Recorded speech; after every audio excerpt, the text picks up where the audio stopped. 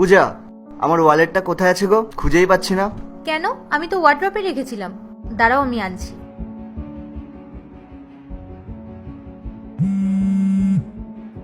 পূজা, তোমার ফোন এসছে। কে করেছে? Unknown number. রিসিভ করে দেখো, মনে হয় আমার পার্সেল এসেছে। হ্যালো।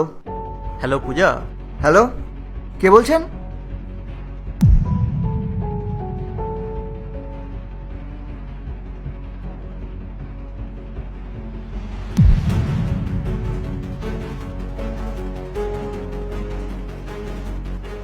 পূজা, এই তো এসে গেছি। এই নাও তোমার ওয়ালেট।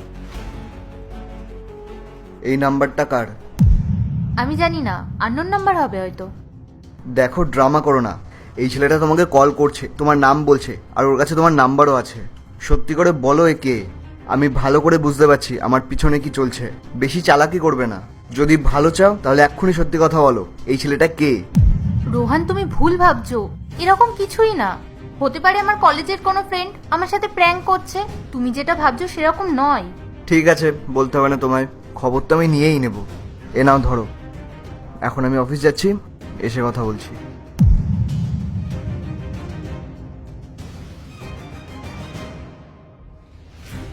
ফোন সুইচ অফ করে বসে আছে। একবার শুধু এটা জানতে পারি যে ওটা কে।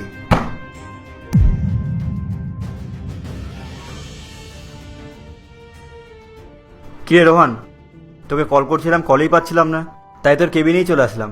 আচ্ছা, ওই নীলের ফাইলটা দে, সাবমিট করতে হবে তো।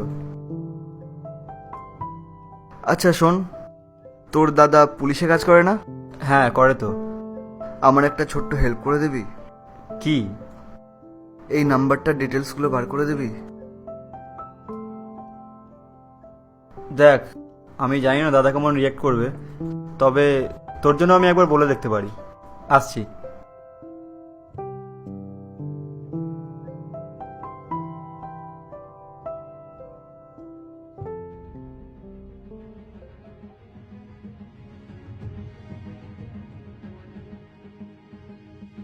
রোহান, জল।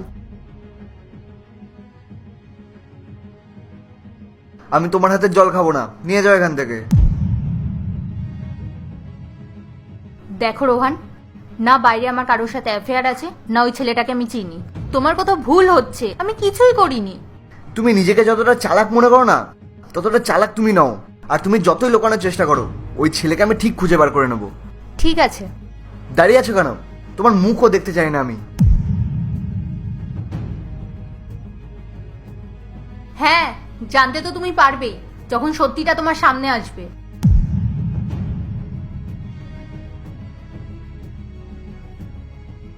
রোহান, তুই আমাকে যে নাম্বারটা দিয়েছিলি না, তার ডিটেলস জোগাড় হয়ে গেছে। এনে, এর মধ্যে ওই ছেলেটার নাম আর ডিটেলস দুটোই আছে। থ্যাংক ইউ সো মাচ রাজ। তুই জানিস না তুই আমার কত বড় হেল্প করলি। আরে তুই আমার ভাইয়ের মতো, আর ভাইয়ের জন্য তো এটুকু করাই যায়। চল আসি রে।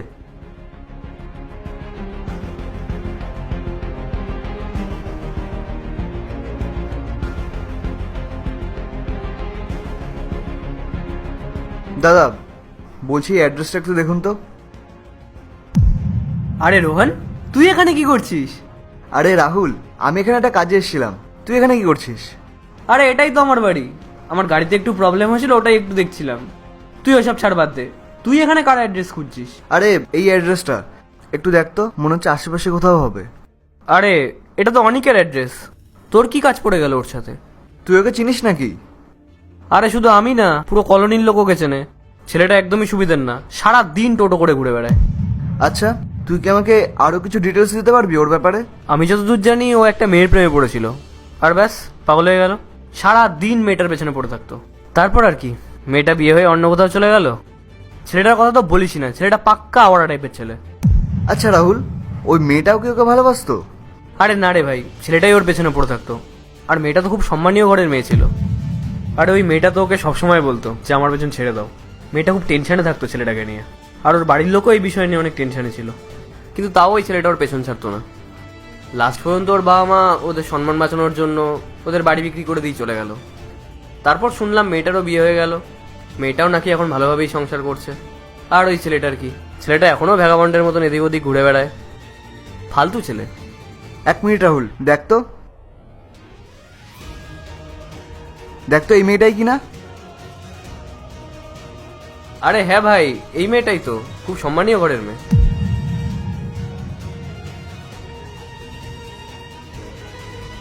চল ঠিক আছে, আসছি তাহলে ভাই। আরে দাঁড়া না, তোকে আমি ওর অ্যাড্রেস বলবো? আরে না না, কোনো দরকার নেই, থ্যাংক ইউ।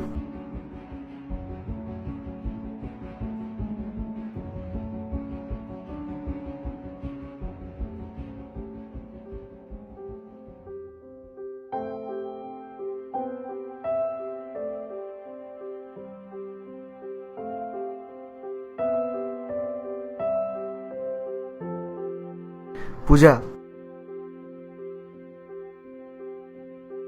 সরি, আমার তোমাকে সন্দেহ করা উচিত হয়নি।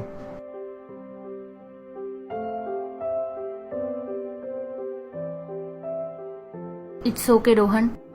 আসলে কি বলো তো, আমার এটাই খারাপ লাগছে যে আমাদের বিয়ে 2 বছর হয়ে গেছে, কিন্তু এখনো তোমার আমার প্রতি কোনো ভরসা নেই। যদি অন্য কোনো বিষয় হতো তাহলে হয়তো আমার এতটা খারাপ লাগতো না, কিন্তু তুমি আমার উপর সন্দেহ করেছো, আর তাতে আমার ইমোশন অনেকটা হার্ট হয়েছে। হয়তো এটা আমি কোনোদিন ভুলতেও পারবো না। আর কোনোদিনও এমন হবে না, প্লিজ আমাকে ক্ষমা করে দাও। I am really sorry. It's okay Rohan.